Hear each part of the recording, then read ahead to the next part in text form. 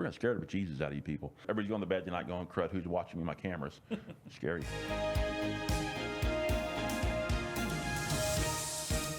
Hi, this is Mike Garabedian. Welcome back to Uniqueness Built In. I'm your host, and today I'm with Bravas Technologies.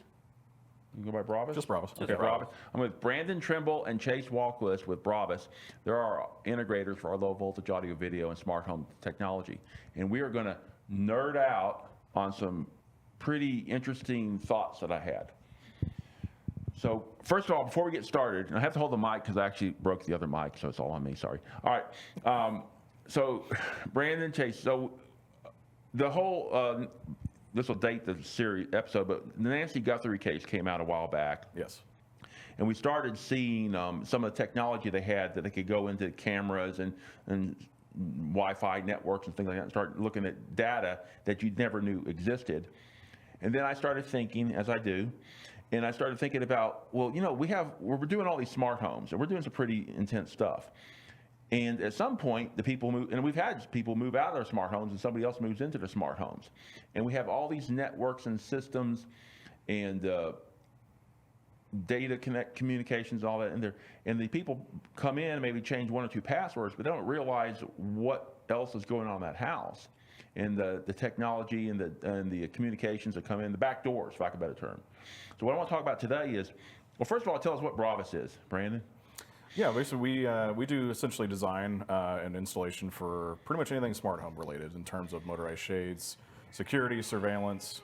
Slow down, dude.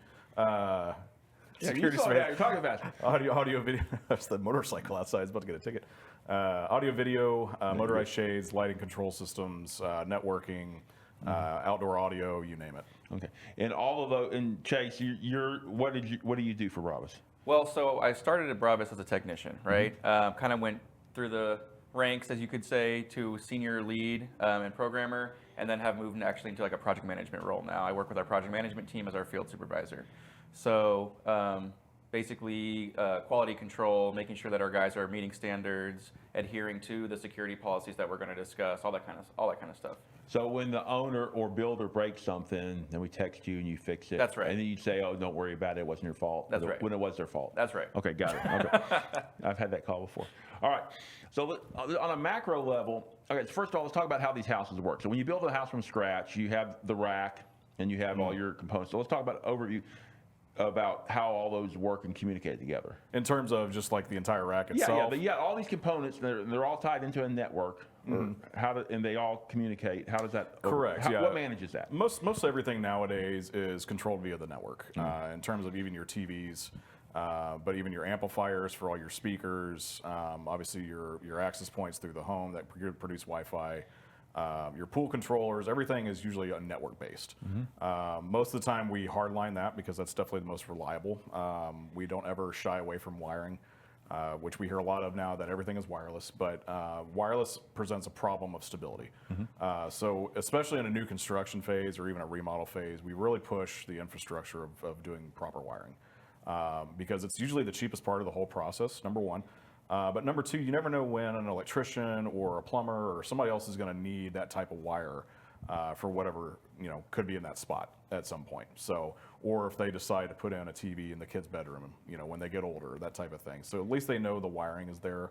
And then obviously Wi-Fi in general, the more you overload a network with Wi-Fi devices, which is another problem nowadays because you have Roombas, you've got smart fridges, and everything on this planet has an app and controlled via Wi-Fi.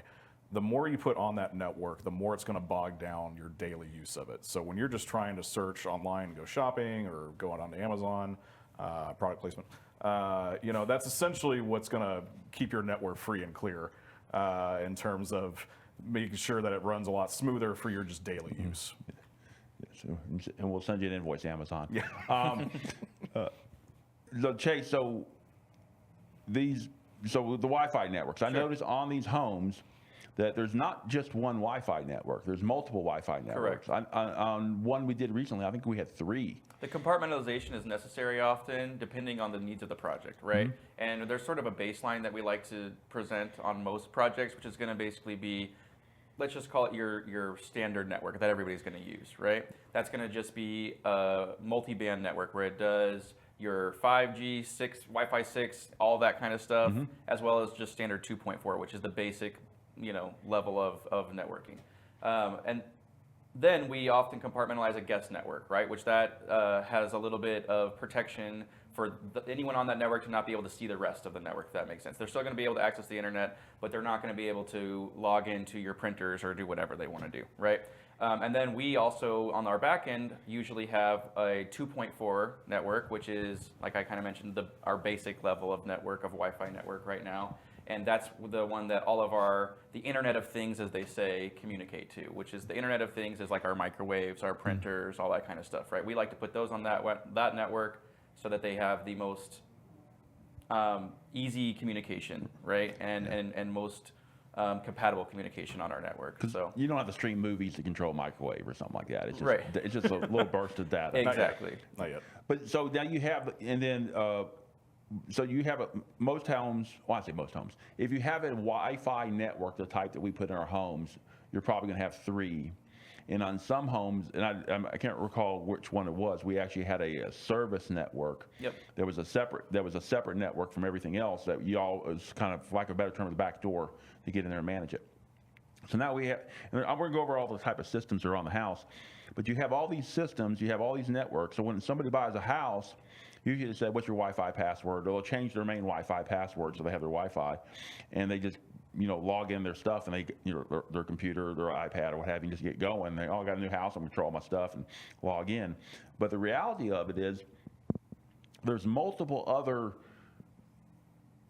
back doors, if I can better term, into that house that they may not know about or even think about, related to third-party access for administrative, or other people having the passwords or on their saving their computers for their Wi-Fi networks. We're going to scare the bejesus out of you people, because if you extrapolate this out, it's pretty intense. So what I want to talk about today is, we have all these different systems in a house. And when somebody buys a new home, obviously it's their stuff. We set them up. But when they buy someone else's home, I want to talk about the things they need to be thinking about when they go into their home to secure their home. I mean, their data. So we have lighting systems, we have blinds, appliances, audio video controls, streaming devices, your cameras, your HVAC controls, your EcoBees and what have you, irrigation, security. All these are tied to the network. So what are some best practices that an owner would want to be aware of related to those devices, and how they can secure the home when they buy someone else's home? Absolutely. Yeah, I think for sure, obviously, when you sell the home, most people are in such a rush to get out of there that they forget to log out of all that stuff. And a lot of times, if they're like me, they have 1 or 2 major passwords that they use for everything. So it's very easy for somebody to just come in and say, oh, your passwords is Christmas 1, 2, 3, yeah. And they can obviously look into their Amazon accounts or just try that wherever. And so a lot of times what we suggest is, when they're selling the home, obviously we have to come in and default everything before they leave the home. So that way there's no old passwords, there's no old usernames. The Apple TVs are defaulted, so they don't have the screenshot of their children on the slideshows and access to their Netflix accounts, things like that. And then we also do kind of the same thing for the new seller, the new buyer, obviously, of the home. So we come in and obviously reinstate the network, reset up all of the equipment. Most of the time, that doesn't happen that way. So most of the time, in my experience, we see new homeowners coming in with the previous owners, all their information still there. Yeah, they give the old owner gives them their Wi-Fi password. Correct. They get on the Wi-Fi network, and they get busy, they get complicated, they got other things to worry about, they're unpacking, they just don't even think about it. And we're on the Wi-Fi. Oh, here's the password, and go. I didn't even think about that, having an owner. So for an owner that's selling their home, to have you default, the word was default. So how would that work, Chase? Will you go if you default the house? That's actually a good thing to bring up, because that is going to protect the original owner also, right? In some ways, because most likely some of the passwords that they used along that are going to fall on their new home, right? So if somebody has access to it immediately and gets all those passwords, not that we have malicious people working in this industry, but you want to be safe, right? So the way that needs to go about is the homeowner contacts their integrator and says, hey, we're moving out. Can you please help us get this to a secure place? We would come in and, just like Brandon said, basically set everything to factory default state. That's really, changing the password is one thing, but setting things to a factory default state is really a guarantee.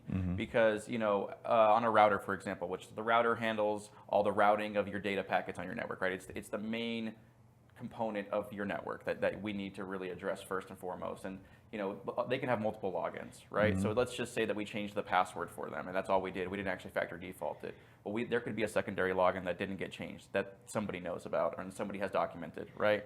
So we just definitely, as Brandon stated, we definitely want to factory default our devices, get them to that factory default state, and set them up with the credentials that the new homeowner is going to be using, and that's going to get us to a secure place.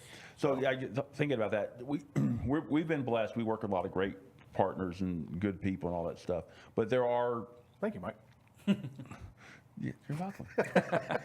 I'm sorry about the great builders. Yeah. No, no, but when you think about that, there are there are integrators that maybe are not as structured as Bravas, or some of the other there's other great integrators out there as well. So your data, your logins are on their phones, iPads, what have you, because they have to get in and service your unit. We're talking about how they service them in a minute. So you could have somebody with access to your home from a previous integrator, maybe even 2 integrators back, or 2 homeowners back. You could have access to your home, and maybe they want to fidget with stuff, or maybe it's just a mistake, or maybe their computer gets stolen and gets to somebody's hand. I mean, there's all sorts of things that can happen. So these back doors to the house, I call them back doors, service network. That's probably kind of skull and crossbone stuff. But these service access to the house allow an integrator or anybody else to get in there and do a lot of stuff, updates and troubleshooting on stuff. And that gets into somebody's hands that doesn't know what they're doing. You could have problems. And so if you defaulted your house, that would close. That would just nail those doors shut. And kind of what I'm going to go back to with this is that your network is truly only as strong as your weakest link in the network, right? Okay. So you may have everything done correctly across multiple devices, and man, we feel very secure about it. But we left that one camera with a default credentials, or we left that one piece on your network with default credentials. Default credentials meaning the credentials they ship with. I see this all the time, right? So you have a router that got all the correct credentials. You got switches that got all the right credentials. But then they left one switch in an office with default credentials. They forgot to log into it and set it up. Now anybody who has access to your network can hit that single switch, use the default manufacturer credentials, and they're in your network, right? So we not only want to make sure that we factory default our devices, we want to make sure we comb the network, make sure we find all the devices on it, and make sure that they're all at a factory default state, then set them up with secure credentials. So it's more than just going back, it's the weakest link on your network is your failure point, and that can be anything. Well, that's going to keep you up at night. So think about that. So you could go if you had Bravas set up your home, and you had your brother-in-law come in and add something to it, and he didn't program. He didn't set it up correctly. Whatever. I want to try. I had a really good word, but obviously not good enough. I couldn't remember it. But programmer set it up correctly. Then you could have an issue with that. You could have a back door you put in there that nobody knew about. Absolutely. I'm thinking back to a time when we knew these folks that put a server into their network. They bought a server on Dell, or I don't know where it was, and they had a guy hook it up, and they got hit with a ransomware attack. And their network itself was pretty secure, but the guy that set up the server didn't do it correctly, and all their movies got wiped out and what have you. And I don't know what happened. They got fixed, or they threw it away, what have you. But once again, he had a really good network set up, but he went out and bought a third-party product, put it in. The person that put it in did not integrate it properly. Integrated, that was the word. There you go. Integrate it properly into the network, and they got hit. Yeah. So absolutely. Yeah, we see that a lot where, and I don't ever like to bash anybody, but it's one of those, networking is a very unique skill to have. I've been in this industry for 20-some years, but networking I don't even attempt to say is my strong suit. I know enough to kind of get my own home set up and kind of going, but there's a lot of things that Chase knows that I don't. And we see this all the time with other integrators or whoever it is, where they just don't have the extreme networking knowledge that a lot of our techs have. We're fortunate enough at Bravas that a lot of our techs are veterans. They've been here for decades, if not more. So they have the huge history of knowledge and being able to understand what you need to do on these systems and properly maintain them. Yeah.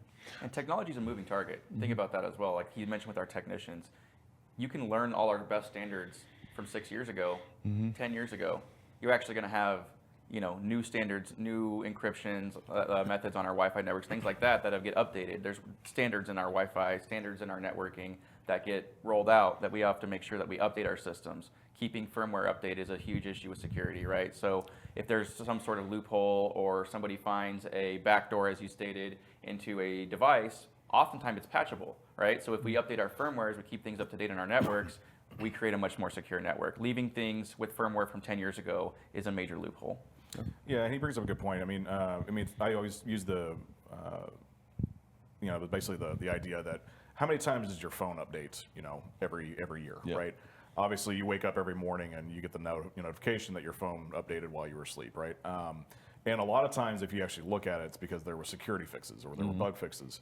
Obviously, security is obviously a huge problem in the world as in general, but in terms of keeping that stuff maintained is also another thing. So a lot of times what we end up doing is we end up going out and servicing these systems, quarterly or at least once a year, and doing all of those updates to make sure that they're the most secure.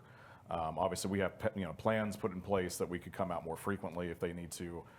So again, somebody like yourself, or somebody that has a lot of sensitive material. Doctors have a lot of patient records, things like that, where obviously security is incredibly important to them because they don't want to breach any of their patients' information. So they may have us come out more frequently to make sure that those firmware and software updates get put in place.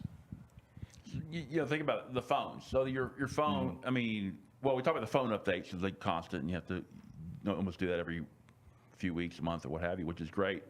But on the flip side of that, if you lost your phone and didn't have a lock on it, somebody would have access to all your stuff, and people would immediately, if that happens, people would immediately go to the service and cut off their service, turn their iCloud off. You should go turn off your iCloud and all that stuff. But we were talking about going back to houses. If you leave your house, or you sell your phone to somebody, you're gonna delete everything because you don't want them to get Hopefully, it. yes. If you're gonna sell your house, you should do this. Well, yeah, you should all your Christmas pictures. But if you sell your home to someone, going back to the decommission, you'd want to have somebody come in and decommission your house and erase everything like you would if you traded your computer in. I never thought of it that way. Absolutely. That was damn good. Thank you. All right. All right. So have you guys had any horror stories? I say horror stories. Yeah, horror stories. Horror's good. Horror sells. Have y'all had any horror stories where data's been breached by somebody who didn't keep their network up the way they should have? With no names, of course. Of course, yes. I know Chase probably definitely has. He's the one that usually handles a lot of that boots on the ground type of thing. Yeah, I mean, I'm trying to think of a very specific instance, but I generally, believe it or not, it's been bad actors, right? So kind of not somebody that you would expect, the random target. That's kind of rare, right? You don't see a lot of that unless you're in more of a commercial environment usually. But and when it comes to actual like residential homes, from what I've seen, it's usually a bad actor, somebody who left a company, still has access, that kind of thing. And I have seen that. So, for example, I saw an instance where bad actor, somebody was unhappy with the way that they were let go of from a company, and had access still to a client's system that was all custom programmed, and logged in remotely and wiped their system. Wow. Yeah. We went out there and rebuilt it, Right. took care of the client, and made sure that everything was in a good place, and actually took them to a better place. But yes, it's generally speaking bad actors, and that's why it's really important to always, make sure, like we're talking about, whenever you sell your home, whenever you know that anything's been transitioned company to company. That's how this happened, right? Company to company. You want to make sure that not only if you sell your home or if you change integrators, any of those things, you need to make sure that you resecure your network, resecure your systems. So, it gets to thinking because nowadays you have divorces or family dynamics change and stuff like that, and the same story. If one spouse stays in the house, one spouse leaves the house, obviously you need to have an agreement on who's controlling that and close those back doors. Yep. because you can have some rough stuff happen. Absolutely. I've had some issues similar to that, but mine was with electricians. So electrician got fired, and he came back and he did some damage to one of our houses, and we didn't find out till later. And spent a lot of time. It takes a lot of time and money. It does, and it's something you might not notice right away. Oh, yeah. And so trying to track down that as well, and you don't. It's scary because you might not know how long you were compromised for. Oh, yeah. Yep. You know? So let's talk about proactive stuff. Well, Sure. first of all, proactive stuff, because we always scare people. Everybody's going to bed tonight going, crud, who's watching my cameras? It's scary. We want to decommission a house when you sell your house, or possibly if there's a lifestyle change and one person, divorced or what have you, you may want to have that conversation then with your integrator.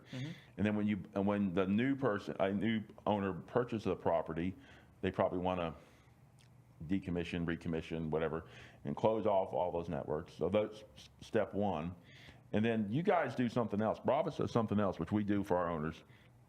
I call it monitoring. You want to explain how that works and what you all do? Sure, yeah. I mean, essentially, there's a couple different ways. Obviously, we do standard security monitoring, which is, obviously, if somebody breaks in your house, it's going to call the police, right? Typically what we do on that front is we're unlike ADT, we're unlike other companies. Check. We're unlike other companies that, essentially rent out their gear and then they hit you with a higher monthly premium. So we actually sell you all the gear because the gear's not terribly expensive in terms of the security panel, the door contacts, things of that nature.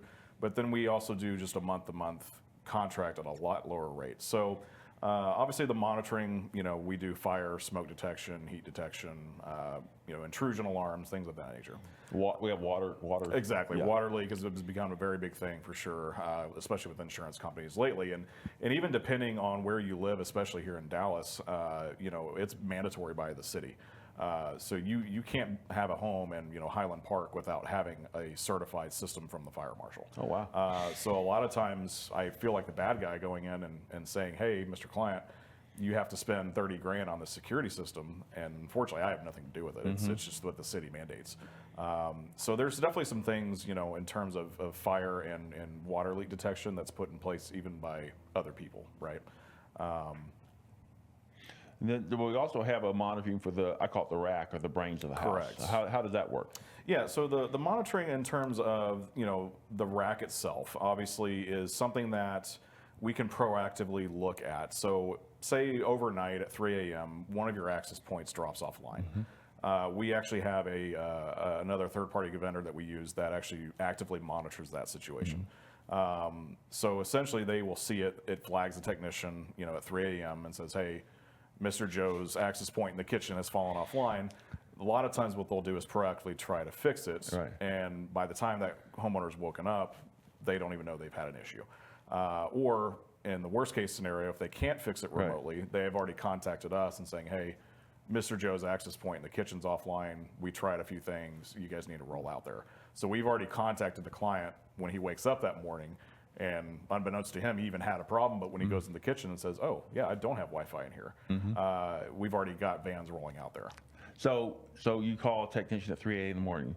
Chase is about to have a second daughter, so we know it'll probably didn't be sleep anyway He'll be anymore, on. Chase will be getting that call because he'll be up taking care of I'll the already baby. be awake. Yeah. Yeah.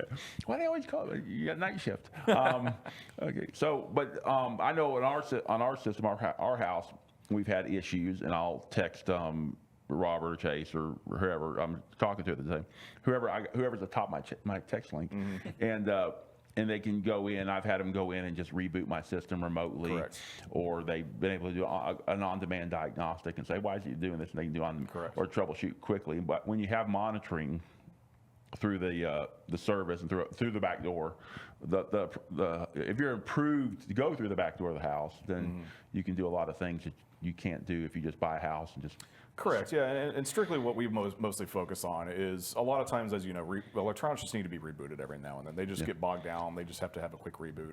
I know it's crazy, right? Oh, wait. I'm sorry. Finish your thought. No, you're okay. So a lot of times that's usually the 9 out of 10 of the times, that's usually what we focus on. It's just going and rebooting something as simple as a network switch or a router, get the system back online. Now, with that being said, a lot of clients ask me, well, Brandon, I don't want you having access to my network. And we don't necessarily have access to the network itself. I don't have the viewer history of whatever you're searching for online. I don't see what your kids are looking at, that type of thing, because we also have had concerned parents call us and say, hey, can you find out what my child was looking at yesterday? Because now he's talking about something weird or some video he saw online. We don't have access to any of that, and as nobody should, right? But there are certain things that we do have access to, and in terms of just service relation, So again, rebooting the network, rebooting, the processor for the home so your TVs start working again, that type of thing. Okay, because there's a proper way to reboot your system, and it's not unplug it and plug it back in. That is correct. Somebody may have done that before. So how do you, though, without getting into the weeds, when you have a rack system, or even just a basic system on shelves, there's a way to reboot it, and you don't just go unplug it and plug it back in. Correct. I mean, or turn the power off, hit the breaker. I've had people just turn the breakers off, turn it back on again, because what will that do? Yeah, it's always a bad idea. Yeah, no, for sure. And there are certain components in your homes that should never be hard unplugged. A lot of times they're computer based. The rule of thumb is you don't ever unplug a computer or a projector. It actually damages the component if you do that. You actually have to power it down properly and then wait for it to turn off completely and then reboot it. But a lot of times what we also do in rebooting somebody's network, there's obviously multiple steps in a network.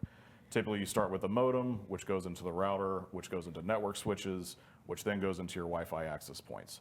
We actually have a Wi-Fi reboot option that we also give our clients and say, hey, if it is by chance 3 in the morning and you don't want to call Chase and bother him, there is a button that we give you that just says reboot Wi-Fi, and it will actually do it in proper sequence. So it's essentially another good thing because they don't have to go crawl under the rack. They don't have to go upstairs or downstairs and find the rack room.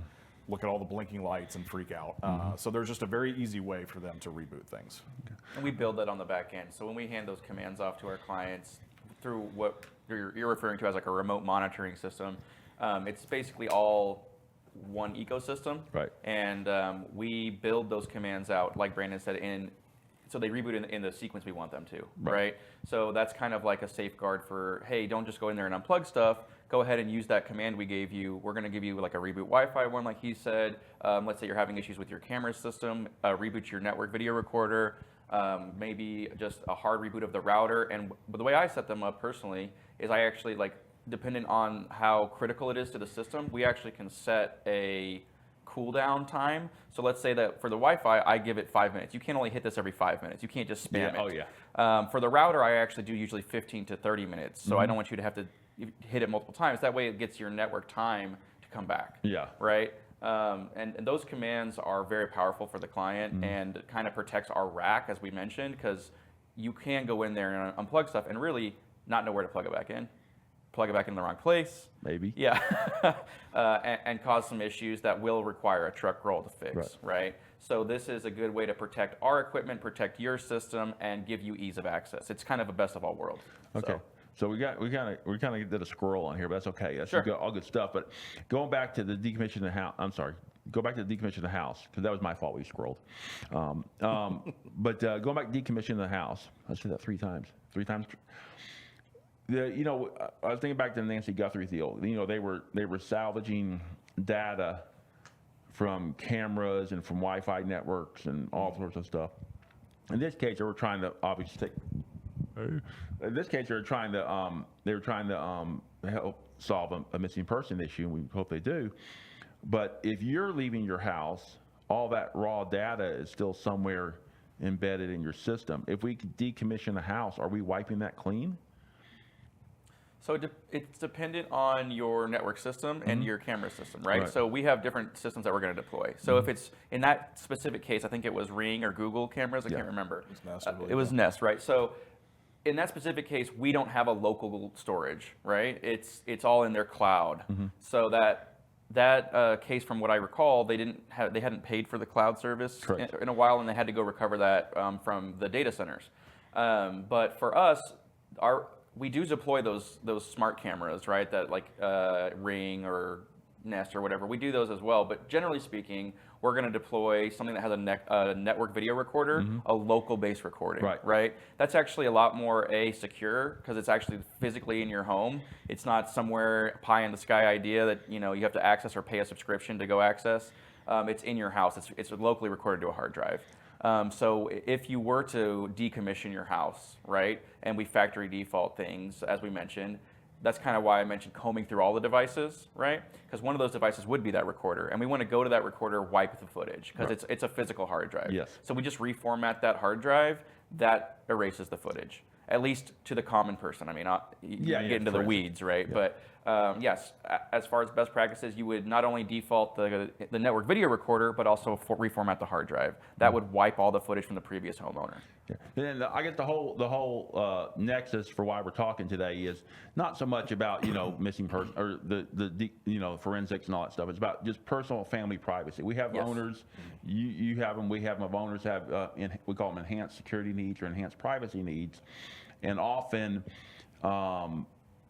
they get blinders on and they focus on just a few things. And there's so much more, especially with data and smart homes, that we want to be aware of.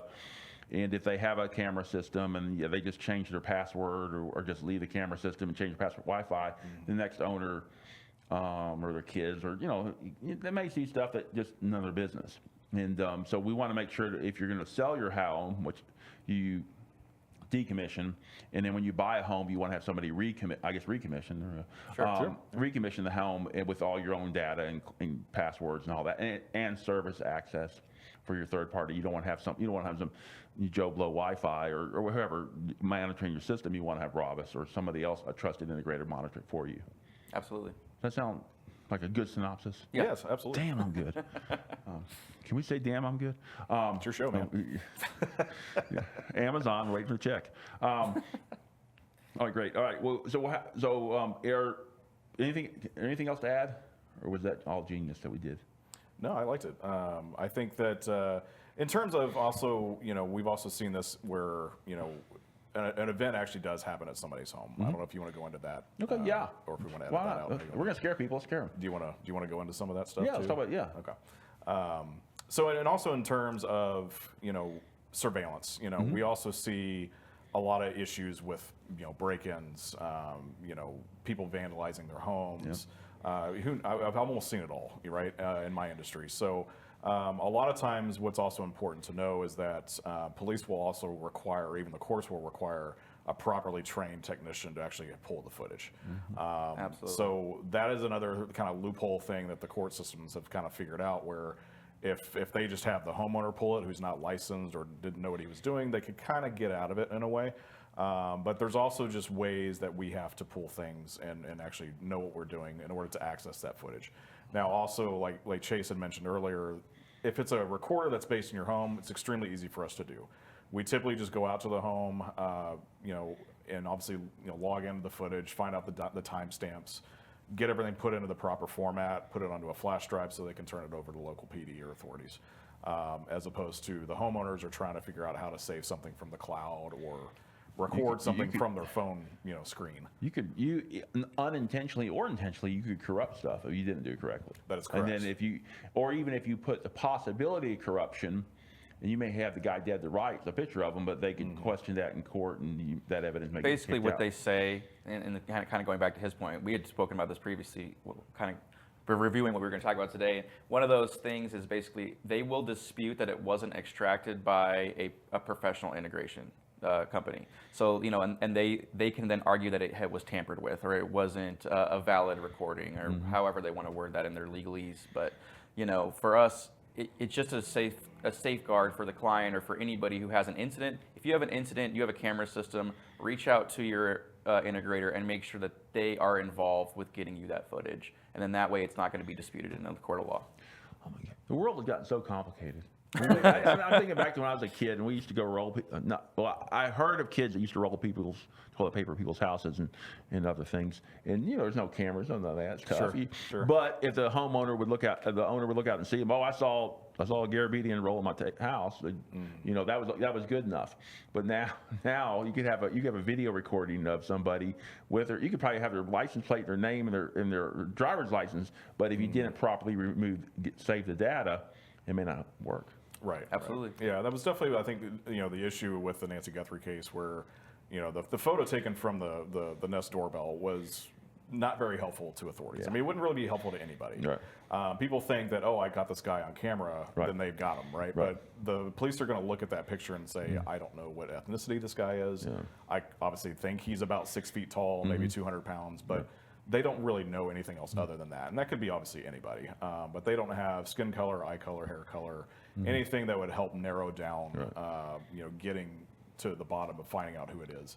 But also, people think that even just having the doorbell put in is enough security, which we see that a lot too, where, you can see if somebody comes onto your front porch and steals a package, but what if something happens, in the front of your home, or if somebody was casing out your home before they broke in? I see that all the time where criminals usually don't just rush in and break in. They're usually going to drive up and down the street a few times, look at the house, maybe even over the course of a few days, a few weeks, and just really case out the house. So obviously when we design our surveillance systems, we're usually putting cameras at least all 4 sides of the home, if not definitely any entry points. So if there's a screened patio, we obviously cover the door leading into the main home, cover the backyards, the side yards, that type of thing. So again, there's just more information there that we can hand over if need be. Yeah, a multi-layered approach to your security is basically the best possible way to maintain more than one layer of security, right? So with multi-layered security, we're getting our doorbell camera, right? That's one point. We've got the camera system, like Brandon mentioned, at all of our exterior, interior, however you want to go about that. And then not only that, but our monitored security systems. So then we have a timestamp, hey, this glass break was violated at this time. The camera confirmed that at the same time, and then the doorbell saw them driving away, right? Like we have a multi-layer approach to be able to not only provide footage, but the backing to that footage. So to kind of draw a bow around this, when we think about our ownership of a home, it's about having a properly designed, not that we started security, but we're kind of in there, but, which is fine, but you want to have a properly designed and operating security system. You want to make sure that it's your system, that you're decommissioning and clearing everyone else's whoever was there before you. Absolutely. And you want to make sure that you understand that it's monitored by a trusted third party for security and for updates and call and chase at 3 in the morning to fix your Wi-Fi network. Absolutely, yeah. And we also do the same thing with surveillance in terms of active monitoring. I also experienced this with a lot of other builders. No offense, Mike, to yourself. There's other builders? Apparently, they're not any good, though. So, in terms of, when you're building a home, obviously that's a pretty long process for the most part, especially the size of the home. It could take a couple years sometimes to fully finish the home. And typically what you're going to see is noisy neighbors, kids going into the home, stealing wood or just bashing, glass out, who knows. People could do all kinds of things when a home's being, constructed. And that in turn leaves a lot of issues for the builder because now he's got to make insurance claims or he just has to deal with the headache of, great, I just had these windows put in yesterday. Clean up. Now they're all broken. But a lot of times those homes, as you know, don't have power, so they can't have internet. So we even have surveillance systems built for new construction where they actually use a cell dialer instead of internet. So we can still actively monitor the home while it's being built and then keep an eye out for potential nosy neighbors or somebody that's obviously not supposed to be there. And then we can actually have the same monitoring center actively view the cameras. So what happens is if the interior living room camera picks up motion that somebody came in, the technician immediately looks at it, sees that, yes, it is a person, and calls the police immediately. There's not usually the same step process where it's the security, where they call the phone logs and they start calling mom and dad and grandma. Passwords. They just send them immediately because they obviously know, hey, this person's not supposed to be there. Police go and find out, hey, Mr. Neighbor, you're not allowed in here. This is private. Get out, So again, makes those types of situations more secure too. Good. All right. So if they're laying awake because they're watching this at night and they're laying awake saying, "Oh crud, who's access to my house?" Or they're about to sell their house or about to buy a house, how can they get hold of you guys to come out there and make sure that there's no boogeymen in their network? Absolutely. Best way to get a hold of me is brandon.trimble@bravas.com. Usually I can get a hold of Chase pretty quickly via as well. So Chase is usually going to be the guy that probably comes out to the house to help you, but I'll usually be your first point of contact. You can call any time of day or night because Chase will be up with the baby. 1,000%. All right, great. He might be a little stressed out. It might talk some gibberish, but yeah, he should be awake. Well, never mind. I was going to go, so I'm not doing it. Okay. Thank you so much. I appreciate Brandon and Chase with Bravas coming out to scare you and also offer opportunities to make your home and data networks more secure. Appreciate you watching Uniqueness Built In. Thank you, Mike. Thank you so much for watching Uniqueness Built In. Have you seen something interesting on our show that you would like us to elaborate on? Or perhaps you've seen something out in the wild that you want us to talk about on our show? Feel free to email us at the email on the screen, info@garabedianproperties.com.